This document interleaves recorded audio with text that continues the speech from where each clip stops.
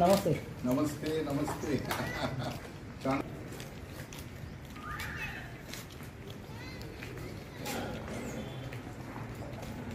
రండి సార్ కొంచెం ముందర ఓకే ఓకే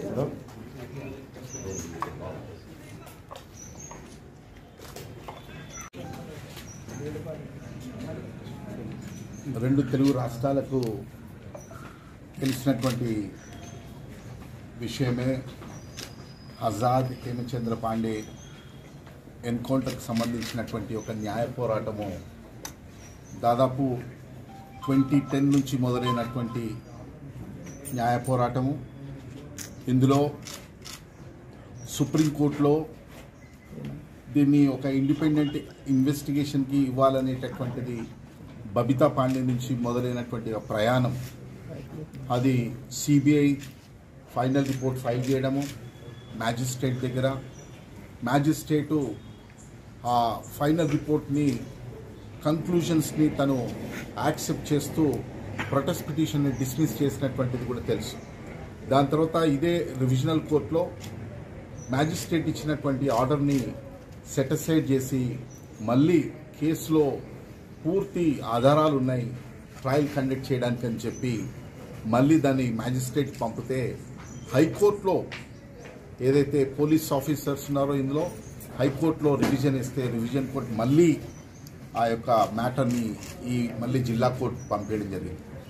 ఈరోజు దాదాపు సుదీర్ఘమైన ఆ వాదనలు బబితా పాండే వైపు నుంచి నేను, అదేవిధంగా సురేష్ మన పద్మ గారి తరపు నుంచి ఆర్గ్యుమెంట్స్ చాలా డీటెయిల్గా కాంప్రహెన్సివ్గా జరగడం జరిగింది. అంటే ప్రధానంగా మా వాదనలు న్యాయమూర్తి ముందు పెట్టడం ఏంటంటే, ఒక ఎన్కౌంటర్లో బుల్లెట్ ఇంజురీస్ ద్వారా చనిపోయినటువంటి సంఘటన, అది ఒక అడ్మిటెడ్ ఫ్యాక్టు. ఒక ప్లీ ఆఫ్ ప్రైవేట్ డిఫెన్స్ అనేటటువంటిది ఏ స్టేజ్లో తీసుకోవాలనేటటువంటిది. మూడోది, సామాన్యులకు ఒక న్యాయము, పోలీసులకు ఒక న్యాయం అనేటటువంటిది ఉండకూడదు. ఏదైనా కానీ ఒక మరణానికి సంబంధించినటువంటి సంఘటన కోర్టులోనే ట్రయల్ ద్వారా తేల్చాలి అనేటటువంటిది ప్రధానంగా. దానికి సుప్రీంకోర్టు ఇచ్చిన తీర్పులు, అనేక హైకోర్టు ఇచ్చినటువంటి తీర్పులు, అనేక తీర్పులతో ఈరోజు వాదనలు వినిపించడం జరిగింది. మళ్ళీ నెక్స్ట్ 4వ తారీఖుకి 14th సిబిఐ వాళ్ళు రిటర్న్ ఆర్గ్యుమెంట్స్ వేస్తా అన్నారు. వాళ్ళు వేసిన తర్వాత రిటర్న్ ఆర్గ్యుమెంట్స్ మా వైపు నుంచి కూడా సబ్మిట్ అవుతాయి. ప్రధానంగా ఈరోజు ఈ కేసు దాదాపుగా ఈరోజు ఈ రాష్ట్రంలోనే కాదు దేశవ్యాప్తంగా అంతర్జాతీయంగా కూడా దీనికి ఒక సీరియస్ ప్రాముఖ్యత ఉంది. దీనిపై నిజంగా కూడా చూస్తున్నారు ఎట్లా ఈ ఎన్కౌంటర్ కేసులో ఎలాంటి తీర్పు రాబోతుంది, మరి ట్రయల్ ఫేస్ చేస్తారా లేదా ఎటువైపు వెళ్తుంది అనేటటువంటి చూస్తారు.